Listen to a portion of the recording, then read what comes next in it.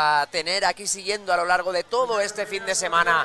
Ya son cerca de las 4:30 de la tarde este sábado. Estamos justo en el casco antiguo de esta localidad de poco más de 7.500 habitantes, que es una de las cunas, ya lo hemos remarcado en esta mañana de retransmisiones que hemos tenido. Hay muchos puntos en juego, hay competición y de hecho no son pocos ni pocas las atletas que ya han entrado aquí en meta y que ya están reponiendo fuerzas y preparándose para mañana. Que recuerden, vamos a repasar las clasificaciones para conocer cómo ha quedado configurada definitivamente.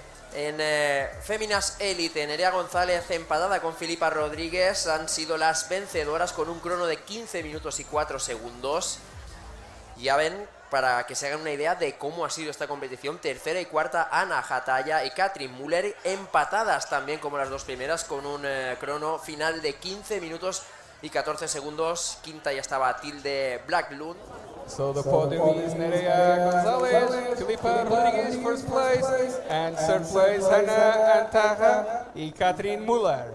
Big hand of the applause from the World Ranking Event Sprint Edition.